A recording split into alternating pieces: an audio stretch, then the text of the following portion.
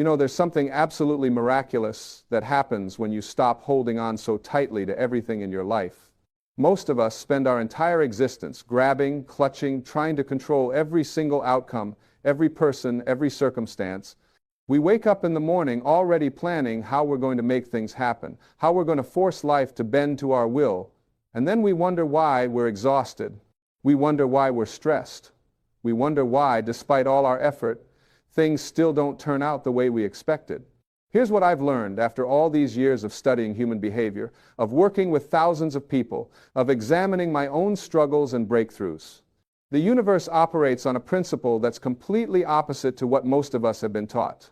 We've been conditioned to believe that more effort equals more results, that if we just push harder, grip tighter, control better, we'll finally get what we want. But that's not how life works. That's not how the energy of this universe flows. Think about water for a moment. When you try to grab water with a clenched fist, what happens? It slips right through your fingers. But when you cup your hands gently, when you allow the water to rest in your open palms, you can hold it. You can drink from it. You can be nourished by it. Life is exactly the same way. The tighter you grip, the more it eludes you. The more you let go, the more it flows toward you. Now, I'm not talking about giving up. I'm not suggesting you become passive or indifferent. There's a massive difference between letting go and giving up. Giving up is surrender born from defeat. Letting go is surrender born from wisdom. Letting go means you're still engaged with life, you're still participating, you're still creating, but you're doing it from a place of trust rather than fear. You're doing it from a place of allowing rather than forcing. Most of our attachment comes from fear. We're afraid that if we don't control the outcome, something terrible will happen. We're afraid that if we don't micromanage every detail, everything will fall apart. We're afraid that if we're not constantly vigilant, constantly pushing, constantly striving, we'll lose what we have or never get what we want. But this fear-based approach to life is exactly what creates our suffering. It's exactly what blocks the very things we're trying to attract. When you operate from fear, you're operating from a state of lack. You're telling the universe, I don't have enough. I'm not enough.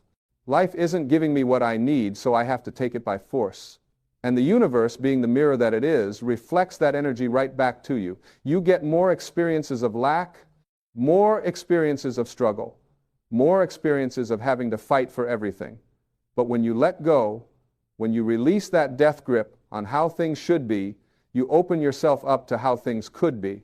And I promise you, the universe is far more creative, far more generous, far more abundant than your limited human mind could ever conceive.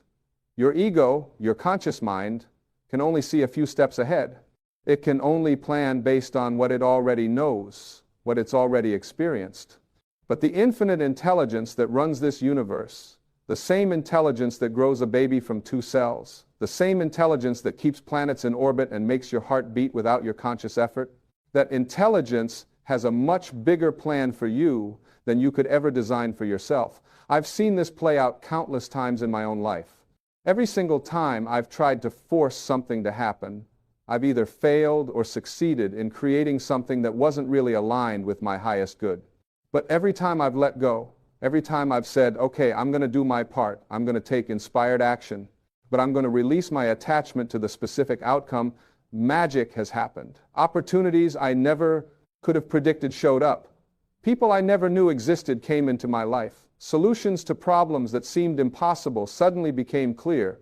Let me be more specific about what letting go actually means in practical terms. It doesn't mean you stop having goals or desires. It doesn't mean you sit around waiting for life to happen to you. What it means is you hold your goals lightly. You move toward them with enthusiasm and commitment, but you don't strangle them with your need for them to manifest in one specific way at one specific time.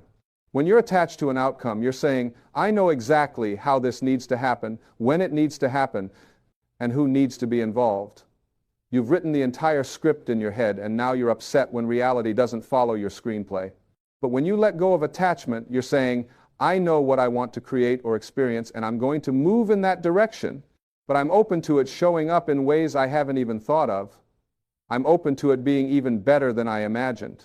I'm open to the timing being different than I planned if that serves my highest good. This is especially important when it comes to relationships. Oh, how we suffer in our relationships because of our attachments. We meet someone, And immediately our ego starts creating a story about who they should be, how they should behave, what they should give us. And then we spend the entire relationship trying to mold them into our preconceived idea instead of allowing them to be who they actually are. We try to change them, control them, fix them. And we're miserable because they keep being themselves instead of our fantasy version of them. Or we hold on to relationships that have clearly run their course because we're attached to how things used to be, or attached to our investment of time and energy, or attached to not being alone. We stay in situations that drain us, that diminish us, that prevent us from growing, all because we can't let go. We're so afraid of the empty space that would be left behind that we'd rather fill it with something that makes us unhappy than face the temporary discomfort of release. But here's what I want you to understand. When you let go of a person or situation that isn't serving you, you're not losing anything real. You're only losing your attachment to an idea, a fantasy, a hope that things could be different than they are. And when you release that attachment, you make space for something authentic to enter your life. You make space for relationships that uplift you, for situations that align with your growth, for experiences that actually fulfill you. The same principle applies to your relationship with material things. Money, possessions, status, these are all wonderful things to have, and there's nothing wrong with wanting them. But when you're attached to them, when your sense of worth and security is tied to them, you become their slave. You make decisions based on fear of losing them rather than on what truly serves your soul's purpose. You sacrifice your peace, your health, your integrity to get them or keep them. I've watched people destroy themselves chasing money because they were attached to the idea that money would make them happy, would make them worthy, would make them safe. They got the money, and they were still unhappy, still felt unworthy, still felt unsafe. Why? Because they hadn't addressed the inner void they were trying to fill. They were looking outside themselves for something that could only be found within. When you let go of your attachment to money as a source of security and instead trust that you live in an abundant universe that will always provide what you need, something shifts. You still work, you still create value, you still receive compensation, but you do it from a place of joy and service rather than desperation and fear. And ironically, when you operate from that energy, you often end up with more money than you would have by chasing it frantically. This is the paradox of letting go. By releasing your desperate need for something, you actually become more magnetic to it. Why? Because neediness repels. Confidence attracts. When you need something, you're in a state of lack, and that energy pushes away the very thing you want. But when you want something without needing it, when you desire it but know you'll be fine either way, you're in a state of abundance, and that energy draws things to you effortlessly. Think about how this shows up in everyday situations. When you desperately need someone to like you, they can feel that neediness and it pushes them away. But when you're comfortable being yourself, when you're okay whether they like you or not, suddenly you become more attractive. When you desperately need a job, you go into the interview tense and trying too hard, and they can sense it. But when you know your worth, when you trust that if this job isn't right, there will be another one, you show up confident and authentic, and you're more likely to get hired. The energy of desperation, of attachment, of neediness, literally changes how you show up in the world. It affects your body language, your tone of voice, the decisions you make, the opportunities you notice or miss. When you're attached, you're contracted, you're tight, you're closed off. But when you let go, you expand, you relax, you open up. And in that openness, life can reach you. Now, I know what some of you might be thinking. This sounds great in theory, but how do I actually let go? I've been trying to stop worrying, stop controlling, stop being attached, and I can't seem to do it. And that's because you can't force yourself to let go. You can't make letting go another thing on your to-do list, another goal to achieve through effort and willpower. Letting go happens naturally when you shift your perspective, when you change your underlying beliefs about how life works. The first step is becoming aware of what you're attached to. Most of us don't even realize how many things we're gripping tightly. We think we're just living our lives, but we're actually in a constant state of low-grade anxiety about maintaining control. So start noticing, when do you feel tense? What thoughts create anxiety in your body? What situations trigger your need to control? Just observe without judgment. Awareness is always the first step toward change. Once you're aware of your attachments, the next step is questioning the beliefs behind them. If you're attached to someone's approval, ask yourself why.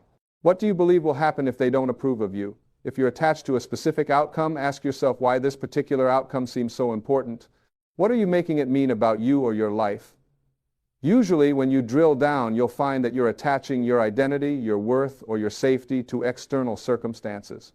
And that's the root of all suffering. Your worth is not determined by your accomplishments, your relationships, your bank account, or any other external measure. Your worth is inherent. It was established the moment you came into existence. You are an individualized expression of the infinite creative force of the universe. You are literally made of the same energy that creates galaxies. How could you not be worthy? How could you not be enough? Your value isn't something you have to earn or prove. It simply is. When you really understand this, when you feel this truth in your bones, letting go becomes natural. You stop needing external validation because you validate yourself. You stop needing to control outcomes because you trust that you're always being guided toward your highest good. You stop needing people, circumstances, or things to be different than they are because you know that your peace, your happiness, your fulfillment come from within. This doesn't mean you become indifferent or apathetic. You still care about things. You still have preferences. You still take action toward your goals. But there's a lightness to it. There's a trust. There's a knowing that whether things work out the way you planned or not, you're going to be okay. More than okay. You're going to grow, learn, and evolve through whatever happens. I want to talk about control for a moment because this is where so many of us get stuck. We've been taught that we're supposed to control our lives, that responsible adults manage and control everything. But the truth is, we control very little. We don't control other people. We can't make someone love us, respect us, or behave the way we want them to. We don't control circumstances. We can't prevent loss, change, or unexpected challenges from showing up in our lives. We don't even fully control our own minds and bodies. Thoughts arise whether we want them to or not. Physical sensations, emotions, and impulses happen automatically. So what do we actually control? We control our response to what happens. We control where we place our attention.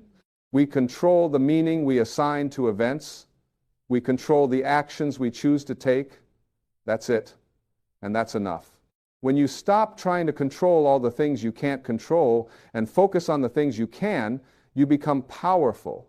Not in a dominating way, but in an authentic, grounded way. Letting go of control doesn't mean nothing is in your hands. It means you're taking your hands off everything that was never yours to hold in the first place. You're releasing your grip on other people's choices, on past events you can't change, on future outcomes you can't guarantee. And in doing so, you free up enormous amounts of energy that you can now direct toward what you actually can influence. Think about how much energy you waste trying to control things that are beyond your control. You replay conversations in your head, wishing you'd said something different. You worry about what might happen in the future, rehearsing disasters that will probably never occur. You try to manage other people's opinions of you, constantly adjusting your behavior to win approval. All of this is exhausting, and none of it is effective. When you let go of the illusion of control, you get your energy back. You get your life back. You're no longer scattered across 1,000 different concerns, most of which are imaginary. You're present. You're here. You're available for the actual experience of your life instead of being lost in your thoughts about your life. This presence is incredibly powerful. When you're truly present, you notice things you would have missed. You feel your intuition more clearly. You respond to situations with wisdom rather than reacting from old patterns. You connect with people authentically instead of performing for them. You experience joy, beauty, and love more fully because you're actually there for them. And here's something beautiful that happens when you let go. You stop being motivated by fear and start being motivated by love. Fear says, I have to make this happen, or something bad will occur. Love says, I want to create this because it would be beautiful, meaningful, or joyful. Fear contracts and strains. Love expands and flows. Fear is exhausting. Love is energizing. When you're creating from love rather than fear, everything changes. Your work becomes more creative, more inspired, more effective. Your relationships become more genuine, more intimate, more satisfying. Your life becomes an expression of who you really are rather than a defense against who you're afraid of being. I've spent decades studying spiritual texts from every tradition, and they all point to this same truth. Whether it's the Tao Te Ching talking about Wu Wei, effortless action, or the Bhagavad Gita discussing non-attachment to the fruits of action, or Jesus teaching about not worrying about tomorrow, or the Buddha explaining the cause of suffering, they're all saying the same thing. Attachment is the problem. Letting go is the solution. But these aren't just ancient teachings. Modern psychology has caught up with this wisdom. Research shows that people who are less attached to specific outcomes experience less stress, better mental health, more creativity, and often more success in achieving their goals. Why? Because they're not blocking the flow with their anxiety and rigidity. They're open to possibilities. They adapt more easily. They see opportunities that others miss because they're not fixated on one narrow path. Neuroscience has shown us that when we're anxious and controlling, our brain literally narrows its focus. We go into a stress response where we can only see threats and problems, but when we're relaxed and trusting, our brain opens up. We can see more options, make better decisions, and tap into our higher cognitive functions.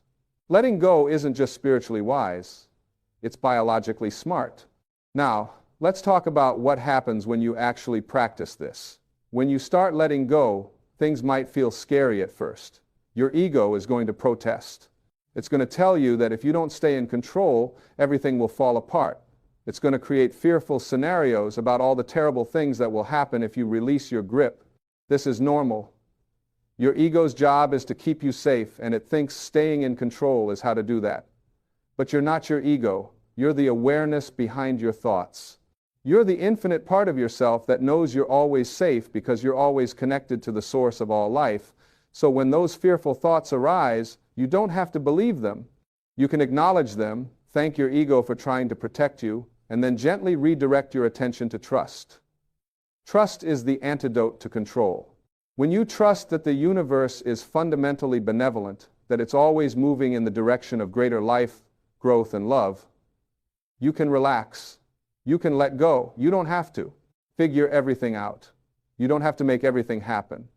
You can do your part and trust that the universe will do its part. This trust develops over time as you test it out. You let go of something small and notice that not only did nothing terrible happen, but often something better showed up. You release control in a relationship and find that the relationship either improves or naturally ends, making space for a better one. You stop forcing a particular career path and find that a new opportunity emerges that's more aligned with who you really are. Each time you let go and see that you're supported, your trust grows. Eventually, you get to a place where letting go feels more natural than holding on, where trust feels more comfortable than control, where you actually prefer the experience of flowing with life rather than fighting against it. And this is when life really starts to give back to you, not because you've earned it or deserve it more than before, but because you've finally opened yourself up to receive it. You've removed the blocks. You've stopped pushing away abundance with your desperate grasping. You've become a clear channel for life to flow through you and to you. Things start showing up that you didn't even ask for. Synchronicities increase. You meet the right person at the right time. You hear about an opportunity just when you need it. You receive help from unexpected sources. Solutions appear for problems you were struggling with. It's not magic, although it can certainly feel magical. It's simply the natural result of aligning yourself with the flow of life rather than resisting it. The more you let go, the more you receive. But here's the beautiful twist. The more you receive, the less attached you become to receiving. You realize that the real treasure wasn't the things you received, but the person you became in the process of learning to let go. The peace, the freedom, the trust, the openness, the love. These inner riches are worth more than anything external you could ever acquire. When you reach this understanding, you become truly free. Free from the tyranny of your own desires. Free from the prison of other people's opinions. Free from the burden of trying to control an uncontrollable universe. And in that freedom, you can finally enjoy your life. Not someday when everything is perfect, but right now, with all its imperfections and uncertainties, you can appreciate what you have without clinging to it. You can work toward goals without your happiness, depending on achieving them. You can love people without needing them to complete you. You can face challenges without being destroyed by them. You can experience loss without losing yourself. You can embrace change without fear. This is what it means to truly live. Not to grip and control and force and manipulate, but to participate fully, respond authentically, create joyfully, and release peacefully. To show up with your whole heart while holding the outcome lightly. To care deeply while remaining unattached to results. Let me share something personal with you. For years, I held on to anger about my childhood. I resented my father for abandoning our family. I carried that resentment like a heavy stone, thinking somehow that my anger was punishing him. But the only person it was hurting was me. That anger was coloring every relationship I had, every decision I made, every moment of my life. When I finally let it go, when I truly forgave and released that resentment, everything changed. Not because my past changed, the facts remained the same, but my relationship to those facts transformed completely. I was no longer a victim of my history. I was no longer defined by what someone else had done decades ago. I was free, and in that freedom I could finally become who I was meant to be. That's what letting go does. It liberates you from the past and the future so you can inhabit the present. It releases you from who you thought you had to be so you can be who you actually are. It frees you from the prison of your own mind so you can experience the vastness of life itself. And here's what I want you to really hear. You don't have to let go of everything all at once. This isn't an all or nothing proposition. You can start small, choose one thing you've been gripping tightly and consciously release it. Maybe it's a grudge you've been holding. Maybe it's a hope that someone will change. Maybe it's anxiety about a situation you can't control. Just one thing. Release it with intention. You might say to yourself, I choose to let this go. I release my grip on this outcome, this person, this need. I trust that whatever happens, I will be okay. I trust that the universe has my back. I trust that I am always being guided toward my highest good. And then notice what happens. Notice how your body feels. Notice the space that opens up. Notice what shows up in that space. Then, when you're ready, choose another thing to release, and another. Not because you have to, but because you want to. Because you've experienced the freedom and peace that comes from letting go, and you want more of that. Because you've seen that the universe really does support you when you release your death grip on life. This is a practice. It's not a destination you arrive at once and for all. You'll find yourself gripping tightly again, and that's okay. The moment you notice you're holding on too tight, you have the opportunity to let go again. Each time you do, it gets easier. Each time you do, you deepen your trust. Each time you do, you open yourself more fully to the abundant, generous, creative flow of life. And I want to be clear about something. Letting go doesn't mean you won't experience pain or loss or disappointment. Life includes all of those things. But when you're not attached, when you're not desperately clinging to how things should be, you can move through those difficult experiences with more grace. You can. Feel your feelings fully without being destroyed by them. You can grieve without becoming bitter. You can acknowledge disappointment without giving up on life. In fact, letting go allows you to feel your emotions more authentically because you're not wasting energy trying to control or suppress them. You can be with what is, whatever it is, knowing that you're spacious enough to hold it all. Knowing that emotions are temporary visitors, not permanent residents. Knowing that this too shall pass. This capacity to be with life as it is, rather than as you wish it were, is the ultimate maturity. It's the difference between being tossed around by circumstances and remaining centered regardless of what's happening around you. It's the difference between suffering and pain. Pain is inevitable in life. Suffering is optional. Suffering is what happens when we resist pain, when we attach to the idea that things shouldn't be as they are. When you let go of resistance, you can experience pain without creating suffering. You can feel loss without losing yourself. You can face uncertainty without being paralyzed by fear. Because underneath all the temporary circumstances of your life, there's a permanent foundation of peace. There's the unchanging awareness that you are, that has been and always will be, regardless of what comes and goes in your experience. This awareness is your true self. It's not your ego, your personality, your roles, your achievements, or your failures. It's the consciousness itself. And when you identify with this awareness rather than with the changing contents of your life, letting go becomes natural, because you realize that you can't lose what you truly are. The things you're so afraid of losing, your youth, your health, your relationships, your status, they were never who you are anyway. They're experiences you're having, but they're not you. You are the experiencer. You are the eternal, infinite awareness in which all experiences arise and pass away. When you really get this, when you feel this truth beyond just understanding it intellectually, you become fearless. Not in the sense that you never feel fear, but in the sense that you're no longer controlled by fear. Fear becomes just another sensation moving through your awareness, rather than a dictator determining your choices. From this place of identification with your true self, you can participate fully in life without being destroyed when things don't go your way. You can love completely without the fear of loss preventing you from opening your heart. You can commit fully to your goals while remaining unattached to specific outcomes. You can engage passionately with life while maintaining your inner peace. This is the paradox and the promise of letting go. You become more alive, not less. More engaged, not less. More creative, not less. More loving, not less. But you're doing it all from a place of freedom rather than need, from overflow rather than deficit, from trust rather than fear. And the universe responds to that energy. Life rewards that openness. Not because you've manipulated some cosmic vending machine, but because you've aligned yourself with how life actually works. You've stopped working against the current and started flowing with it. And when you flow with life rather than fighting it, you discover that life has been trying to give to you all along. You were just too tense, too closed, too attached to receive it. So my invitation to you is simple, though not always easy. Start letting go. Start with whatever feels manageable. Release your grip just a little bit on something you've been holding tightly. Notice what happens. Learn to trust through experience, not just belief. Test it out. See for yourself that the more you let go, the more life gives you. And remember, you're not doing this alone. You're supported by the same infinite intelligence that orchestrates the entire universe.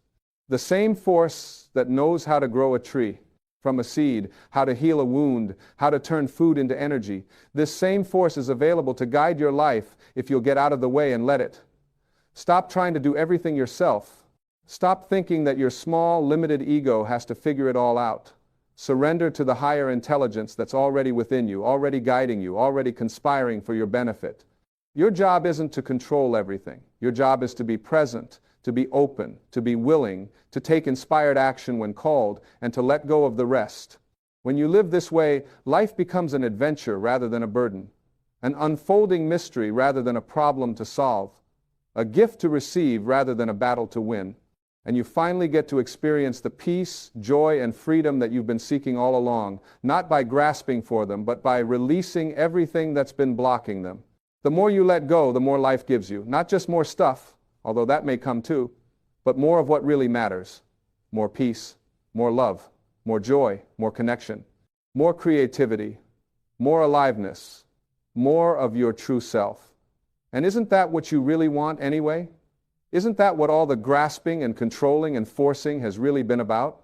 The desire to feel okay, to feel safe, to feel whole. Well, here's the secret. You already are okay. You already are safe. You already are whole. Not because of anything you've achieved or acquired, but because of what you inherently are. You are an expression of infinite love taking form.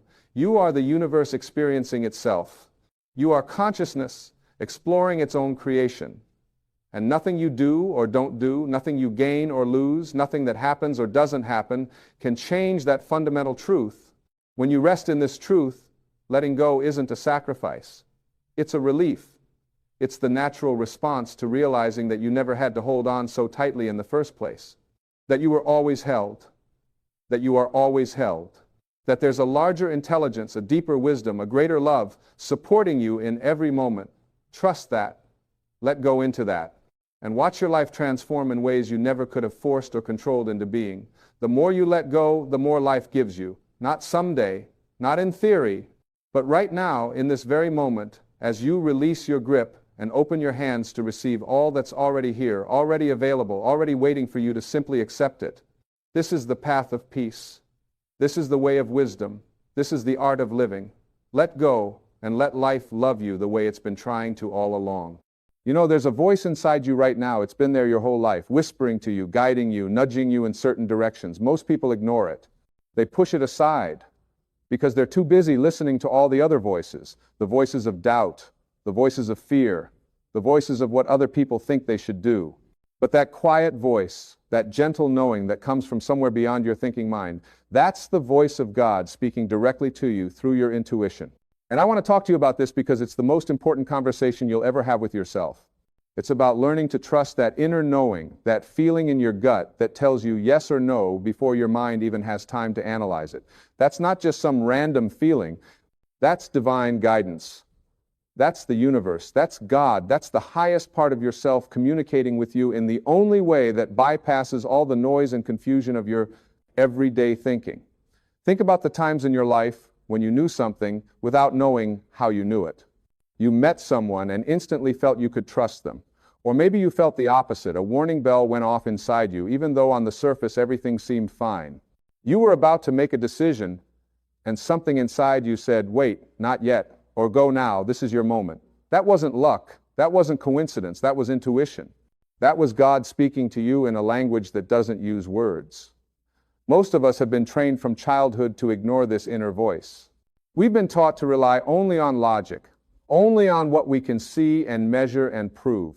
We've been told to listen to authorities, to experts, to anyone but ourselves. And so we've learned to override that inner knowing. We've learned to talk ourselves out of what we feel in our hearts. We say things like, I'm just being silly, or that's not logical, or what will people think? And in doing so, we disconnect from the very source of wisdom that's trying to guide us toward our highest good. But here's what I want you to understand. Your intuition is not separate from God. It's not separate from the creative intelligence that runs the entire universe. The same force that causes a seed to become a tree, that causes your heart to beat without you thinking about it, that organizes galaxies and seasons and the perfect timing of everything in nature, that same intelligence is inside you, speaking to you, guiding you, if only you'll listen. When you get a feeling about something, when you have a hunch, when something just feels right or wrong to you, that's not random. That's information coming from a source that knows more than your conscious mind knows. Your conscious mind only knows what it's learned, what it's been taught, what it's experienced. But your intuition is connected to infinite intelligence. It knows things your mind hasn't learned yet. It sees patterns your eyes can't see. It understands connections that your logical brain can't figure out. And the beautiful thing is everyone has this. It's not a gift that only special people have. It's not something you need to develop or earn. It's already there. It's been there since the day you were born. In fact, watch little children. They're completely guided by their intuition. They know when they're tired, when they're hungry, what makes them happy, who they want to be around. They haven't learned yet to second guess themselves, to analyze everything to death, to worry about what everyone else thinks. They just follow their inner guidance naturally. But then we grow up, and we get taught to distrust that inner voice. We get taught to fit in, to follow the rules, to do what's expected, to be practical, to be realistic. And slowly, bit by bit, we learn to disconnect from our intuition. We learn to ignore it. We learn to make decisions based on what we think we should do rather than what we feel called to do. And then we wonder why we feel lost. We wonder why we feel like something's missing. We wonder why we're not happy even though we're doing everything we're supposed to do. The reason is simple. We've cut ourselves off from our guidance system. We're trying to navigate life without the compass that was built into us. We're trying to find our way using only our thinking mind, which is limited, which is based on past experiences and conditioning, which is full of fears and doubts and other people's opinions. And our thinking mind alone is not enough. It will lead us in circles. It will keep us stuck in patterns that don't serve us. It will convince us to play it safe, to stay small, to avoid taking the risks that our soul is calling us to take. But when you learn to listen to your intuition, when you learn to trust that inner voice, everything changes. Suddenly you have access to wisdom that goes beyond anything you've learned in books or schools. You have access to guidance that's perfectly tailored to you, to your unique path, to your specific circumstances. You have access to a knowing that always points you toward your highest good. Now, let me be clear about something. Your intuition doesn't speak to you the way your thinking mind speaks to you. Your thinking mind is loud. It talks constantly, It analyzes, it judges, it worries, it plans, it rehashes the past, it projects into the future. It's like a radio that's always on, always chattering away. But your intuition is quiet. It's subtle. It's a feeling, a knowing, a gentle nudge. It doesn't argue with you. It doesn't try to convince you. It just presents itself and then waits patiently for you to notice it. This is why so many people miss it. They're waiting for some loud, dramatic sign. They're waiting for God to speak to them in thunder and lightning. But God doesn't work that way. God speaks in whispers. God speaks in feelings. God speaks in that still small voice that you can only hear when you quiet your mind and turn your attention inward. And here's the thing about intuition. It always speaks in the present moment. It doesn't dwell on the past. It doesn't worry about the future. It simply tells you what's true right now, what's right for you right now, what you need to know right now. Your thinking mind loves to time travel. It's constantly replaying yesterday or rehearsing tomorrow. But your intuition is anchored in the now, because that's where God is, that's where life is, that's where your power is. So how do you learn to hear this voice more clearly? How do you strengthen your connection to your intuition? The first step is to get quiet. You've got to create space in your life for silence, for stillness, for just being instead of constantly doing. This is why meditation is so powerful. It's not about achieving some special state or having mystical experiences. It's simply about quieting your thinking mind long enough that you can hear the other voice, the intuitive voice, the voice of your higher self. You don't need to meditate for hours. Even 5 minutes of sitting quietly, breathing, letting your thoughts settle, that's enough to begin building this connection. Think of it like tuning a radio. When there's too much static, you can't hear the music. But when you tune the dial just right, suddenly the music comes through crystal clear. That's what happens when you quiet your mind. The static of your thoughts dies down, and you can hear the signal of your intuition coming through. The second step is to pay attention to how your body feels. Your intuition speaks through your body. It gives you feelings. Some people feel it in their gut. That's why we call it a gut feeling. Some people feel it in their chest, in their heart.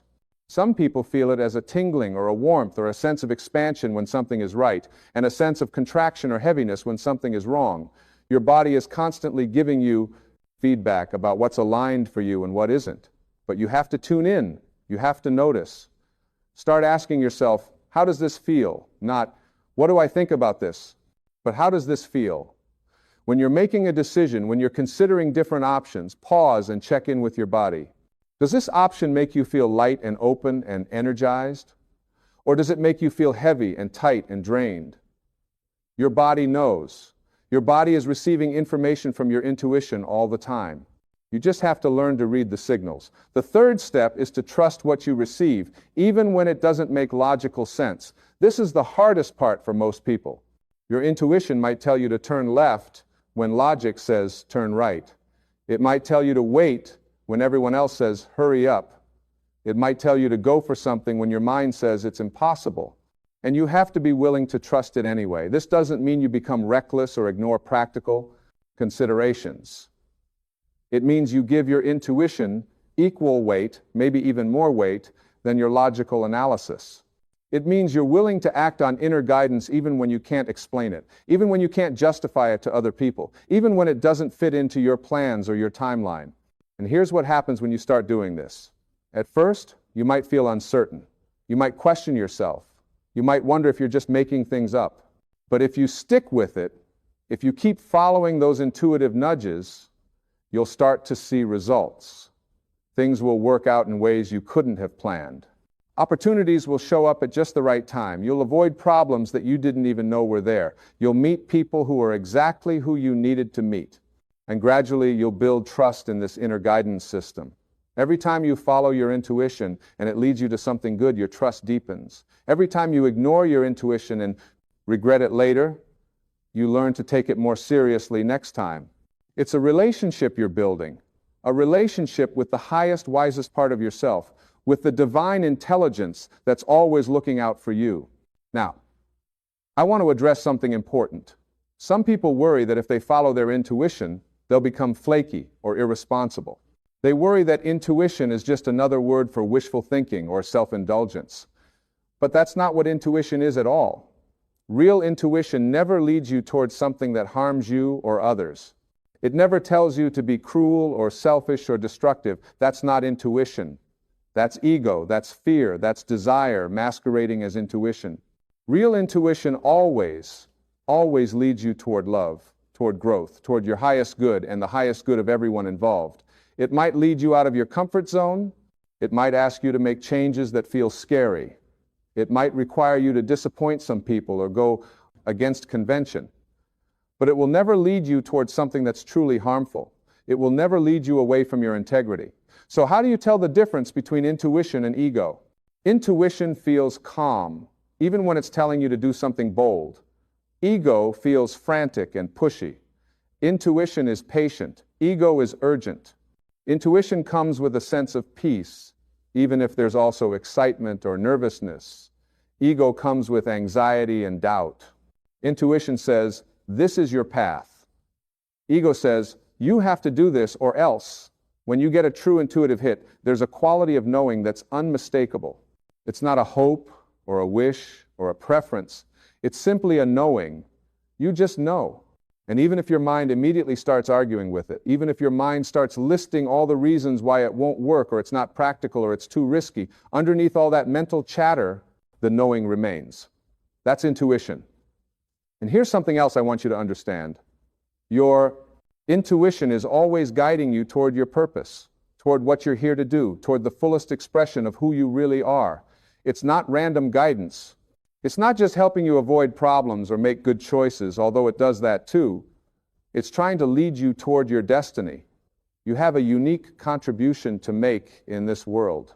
You have gifts and talents and perspectives that no one else has in quite the same combination. And there's a way for you to express those gifts, a way for you to be of service, a way for you to create and contribute and make a difference that's perfectly suited to who you are. Your intuition knows what that is. Your intuition is constantly trying to steer you in that direction.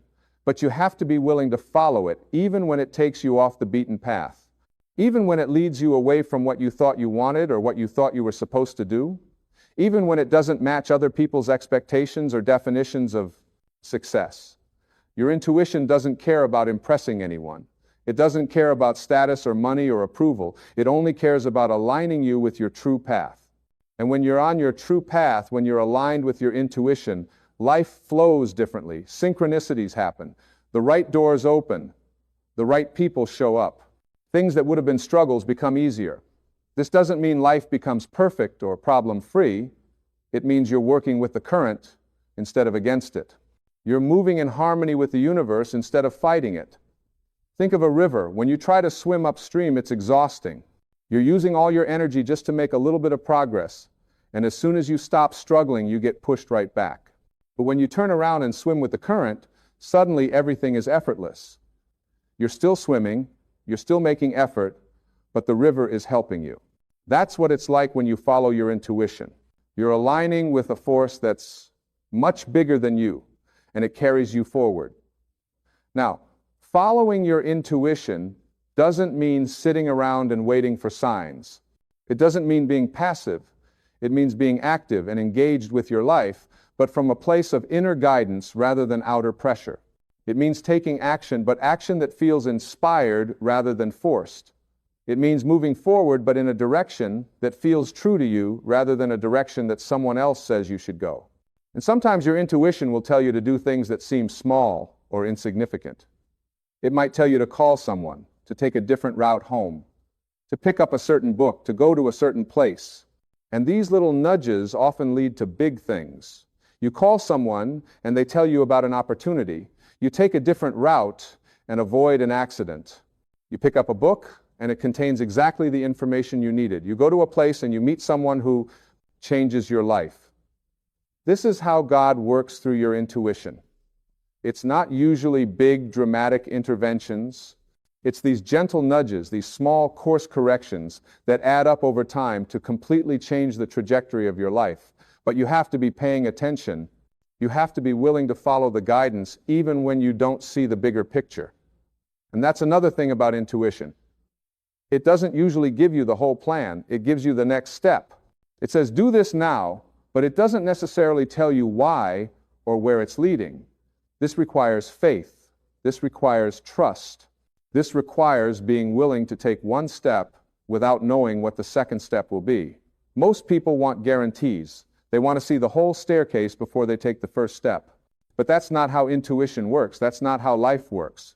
You have to be willing to step into the unknown, trusting that the next step will be revealed when you need it. This is what it means to live by faith.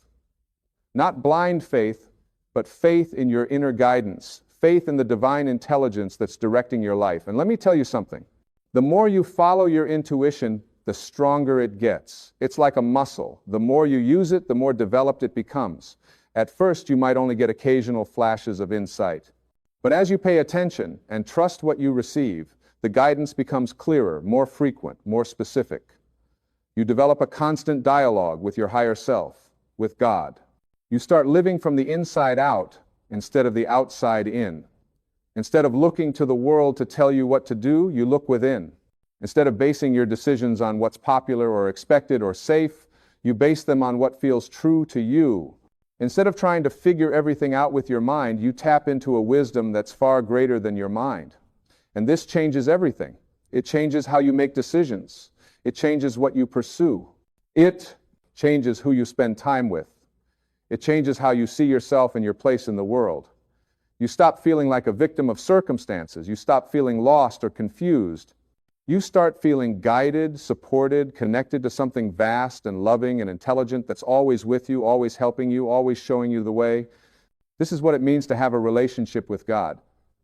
Not a relationship based on beliefs or doctrines or rituals, although those can have their place, but a living, breathing, moment-to-moment relationship where you're constantly receiving guidance and responding to it, where you're constantly in conversation with the divine intelligence that created you and knows you better than you know yourself. And God speaks to everyone this way, not just to special people or holy people or enlightened people, to everyone. The voice of intuition is available to every single human being because we're all connected to the same source. We're all expressions of the same creative intelligence. We all have access to the same infinite wisdom. The question is not whether God is speaking to you. The question is whether you're listening. The question is whether you've learned to quiet your mind enough to hear the quiet voice. The question is whether you trust yourself enough to follow what you hear. And if you've been ignoring your intuition, if you've been overriding it or dismissing it or explaining it away, it's not too late. It's never too late to start listening. That voice hasn't gone away. It's still there right now, waiting patiently for you to turn your attention to it. All you have to do is get quiet, tune in, and ask. Ask and you will receive. This isn't just a nice saying, it's a law of how the universe works. When you ask with genuine openness and willingness to hear, the answer comes, not always in the form you expect, not always immediately, but it comes. Sometimes the answer is a feeling. Sometimes it's a thought that pops into your head. Sometimes it's something you overhear or read or see that suddenly makes everything clear. The universe, God, your higher self, is always responding to you. You're never alone in this. You're never without guidance. Even in your darkest moments, even when you feel lost and confused, the guidance is there. You just have to remember to check in, to ask, to listen. And when you do this consistently, when you make it a practice to tune into your intuition every day, multiple times a day, you begin to live a completely different quality of life. You stop second-guessing yourself so much. You stop getting paralyzed by decisions. You stop feeling like you have to have all the answers figured out. You relax into a trust that you're being guided, that you're on your path, that everything is unfolding exactly as it should. This doesn't mean you become complacent or stop growing. Actually, the opposite happens. When you're aligned with your intuition, you grow faster than ever because you're not wasting energy going in wrong directions. You're not spending years pursuing things that aren't meant for you. You're moving efficiently toward what is meant for you, toward the fullest expression of your potential. And along the way, you start to notice how magical life really is. You start to see the perfection in everything. You start to recognize that even the things that seemed like mistakes or setbacks at the time were actually part of a bigger plan, leading you to exactly where you needed to be.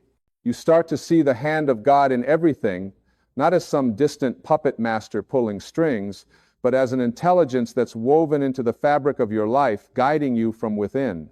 This is living in partnership with the divine. This is co-creating your life with God. You bring your willingness, your effort, your humanity, and God brings the wisdom, the guidance, the grace that makes everything possible. Together, there's nothing you can't handle, nowhere. You can't go, nothing you can't create. Your intuition is God's gift to you. It's the communication system that allows you to stay connected to your source, to stay aligned with your purpose, to stay on your path no matter what's happening around you. It's the most valuable tool you have for navigating this life. More valuable than your education, more valuable than your connections, more valuable than your experience. Because all those things are external. They can be lost or taken away. But your intuition is internal. It's part of you. It can never be lost or taken away. It's always there, always accessible, always ready to guide you if you're willing to listen.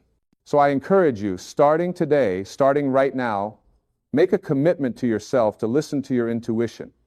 Make a commitment to quiet your mind regularly so you can hear that still small voice. Make a commitment to trust what you feel even when it doesn't make logical sense. Make a commitment to follow the nudges. Take the inspired actions. Go where you're being called to go.